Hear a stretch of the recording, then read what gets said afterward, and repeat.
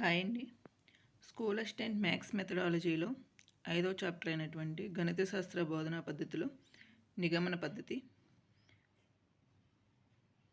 Already ఆగమన పద్ధతి చూసాం. ఆగమన పద్ధతి ఏంటి అంటే మూర్తిమత్వం నుండి అమూర్తిమత్వానికి వెళ్తాం, ప్రత్యేకాంశం నుంచి సాధారణీకరణ అంశానికి వెళ్తాం, ఉదాహరణ నుంచి సూత్రానికి వెళ్తాం. దాన్ని ఎక్కువగా ప్రచారం చేసింది ఎవరంటే పెస్టాలజీ. కనుగొన్నది ఎవరంటే సర్ ఫ్రాన్సిస్ బెకెన్. పద్ధతిని కనుగొంది సర్ ఫ్రాన్సిస్ బెకెన్. ఎక్కువగా ప్రచారం చేసింది ఎవరంటే పెస్టాలజీ. ఇప్పుడు వచ్చేసి నెక్స్ట్ వన్ నిగమన పద్ధతి.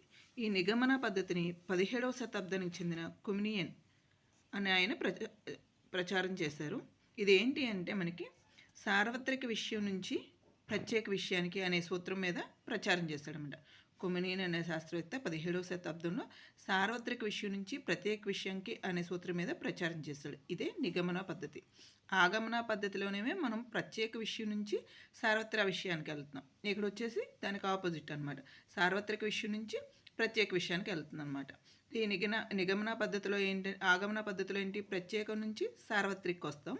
నిగమన పద్ధతిలో సార్వత్రిక నుంచి ప్రత్యేకానికి వస్తాం. అంటే ఈ విధానంలో ఏంటి, మనకి అమూర్తం నుంచి మూర్తిమత్వ సూత్రంకి వెళ్తాం అనమాట.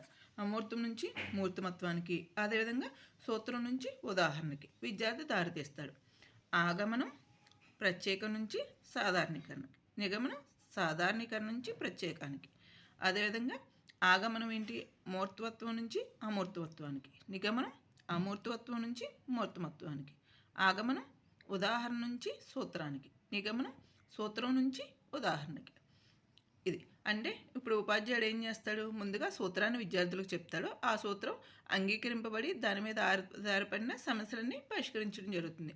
ఉపాధ్యాయుడు A+B² అని సూత్రం చెప్పంలోనే A = ఇంత, B = అని తీసుకొని విద్యార్థులు ఏం చేసేస్తారు, ఆ సూత్రాన్ని అంగీకరించేసి ఆ సమస్యని పరిష్కరించేస్తారన్నమాట. దీనికి గుణాలు దోషాలు ఉన్నాయండి. గుణాలు ఏంటంటే ఆల్రెడీ సూత్రం ఇచ్చేశారు, మనం సూత్రాన్ని కనుక్కొని అవసరం. సూత్రం ఇచ్చారు అంటే దానిలో సబ్స్టిట్యూట్ చేయటమే కదా.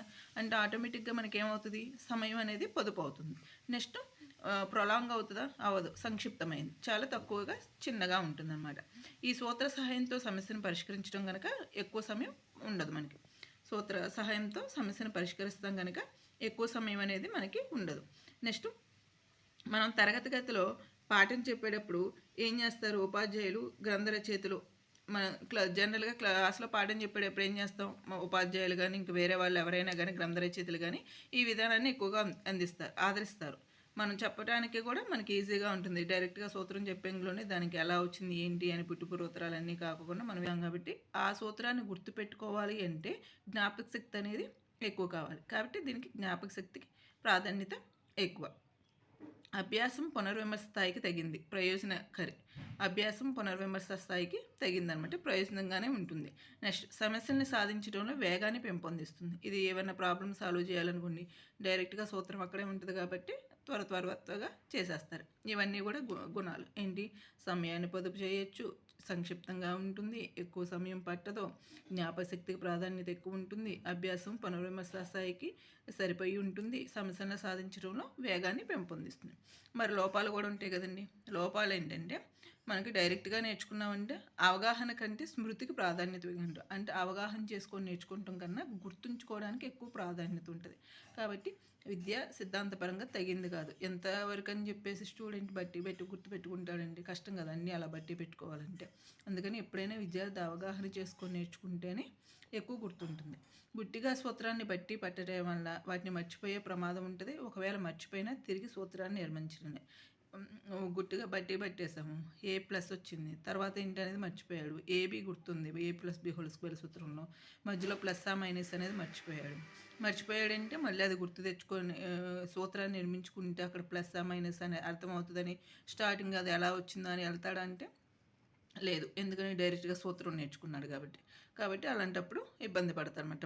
పెట్టి మర్చిపోయాడు అంటే మాత్రం మర్చిపోయే ప్రమాదం ఉంది. నెక్స్ట్ విద్యార్థులు ఏంటి, క్రియాత్మకంగా ఉంటారు అనమాట. యాక్టివిటీ లెర్నర్స్ కాదు, క్రియాత్మక అభ్యాసకులు కాదు. జస్ట్ సార్ చెప్పారు సూత్రం, నేను చదివాను అంతే, వాళ్ళంతటి వాళ్ళు నేర్చుకొని చదివేది కాదు. ఎక్కువగా మూర్త ఉదాహరణలు అంటే ఒక 4-5 ఉదాహరణలు వాళ్ళ చుట్టూ ఉన్న వాస్తవ పరిస్థితులకు సంబంధించిన 4, 5 ఉదాహరణలు ఇచ్చి దాని నుంచి కనుక సూత్రం ఇస్తే గుర్తుంటుంది. అలా కాకుండా ఉదాహరణ సాయం లేకోకుండా అమూర్త సూత్రాన్ని అవగాహన చేసుకోవడం అనేది కష్టంగానే ఉంటుంది. విద్యార్థుల హేతువాదము, ఆలోచనా శక్తి, ఆవిష్కరణ శక్తిని వికసింపజేయడానికి ఇది తగిన పద్ధతి కాదండి. డైరెక్ట్‌గా మనం కావాల్సింది ఏదో అరటిపండు ఒలిచి చేతిలో పెట్టినట్టు పెట్టేస్తున్నప్పుడు విద్యార్థి ఇంకెందుకు ఆలోచిస్తాడు? ఆవిష్కరించాలన్న అన్వేషణ కూడా ఉండదు కదా! కాబట్టి ఈ పద్ధతి అనేది తగిన పద్ధతి కాదు. టోటల్‌గా వచ్చేసి నిగమన పద్ధతి అంటే ఏంటి అంటే మనకి సార్వత్రికం నుంచి ప్రత్యేకానికి, సూత్రం నుంచి ఉదాహరణకి, అదేవిధంగా అమూర్తం నుంచి మూర్తమత్వానికి వెళ్తుంది. ఓకే. గుణాలు ఏంటంటే డైరెక్ట్‌గా సూత్రం తీసుకుంటాం కాబట్టి సమయాన్ని పొదుపు చేయొచ్చు, సంక్షిప్తంగా ఉంటుంది, జ్ఞాపక శక్తికి ప్రాధాన్యత ఎక్కువ, పునర్విమర్శకి కూడా సరిపోతుంది, సమస్యలు సాధించడంలో కూడా వేగం ఎక్కువగా ఉంటుంది. దూషణాలు ఏంటంటే అవగాహన చేసుకోం కాబట్టి స్మృతికి ఎక్కువ ప్రాధాన్యత ఇవ్వాల్సి వస్తుంది. నెక్స్ట్ క్రియాత్మక అభ్యాసకులుగా మనం స్టూడెంట్ అనేవాడు ఉండలేడు. గుడ్డిగా బట్టి పడతాడు కాబట్టి మధ్యలో మర్చిపోయే ప్రమాదం ఉంది. అతనికి ఆలోచన శక్తి కానీ ఆవిష్కరణ శక్తి కానీ వికసింపజేయడానికి తగిన పద్ధతి కాదు. ఎక్కువ మూర్త ఉదాహరణలు లేకపోవటం వల్ల అమూర్త సూత్రాన్ని అవగాహన చేసుకోవడం అనేది కష్టంగా ఉంటుంది అన్నమాట. మనకి ఇక్కడ ఒక ఉదాహరణ ఇచ్చాడండి. n of a equal to 6, n of b equal to 4, n of a intersection b equal to 3 అయితే n of a union b ఎంత అని అడిగాడు. ఇక్కడ మనకి డైరెక్ట్గా సబ్స్టిట్యూట్ చేసేస్తాం కదా. n of a union b అంటే ఏంటి formula? n of a plus n of b minus n of a intersection b. n of a అంటే గివెన్ ఇచ్చింది అని చెప్పి 6 రాసుకుంటాడు. n of b అంటే 4 అని రాసుకుంటాడు. ఇక్కడ n of a intersection b విలువ ఎంత? 3. మనకు కావాల్సిన సూత్రం n of a union b equal to n of a plus n of b minus n of a intersection b అని చెప్పేసి అందులో డైరెక్ట్గా సబ్స్టిట్యూట్ చేస్తాడు. 6 + 4 - 3. 6 + 4, 6కి ప్లస్ ఏ ఉంది, 4కి ప్లస్ ఏ ఉంది. ప్లస్ అంటే మనం యాడ్ చేయాలి కాబట్టి 6కి 4 కలిపితే 10. రెండింటికి ప్లస్ గుర్తుంది కాబట్టి ప్లస్ గుర్తు వస్తుంది. నెక్స్ట్ -3, 10కి ప్లస్, 3కి మైనస్, ప్లస్ మైనస్ ఉంది కాబట్టి సబ్ట్రాక్షన్ చేయాలి. 10కి పెద్దదానికి ప్లస్ గుర్తుంది కాబట్టి 10 - 3 చేస్తే 7 అంటే వచ్చేదానికి కూడా ప్లస్ గుర్తే వస్తుంది. ఇది వచ్చేసి therefore n of a union b equal to 7. ఇది వచ్చేసి నిగమన పద్ధతి.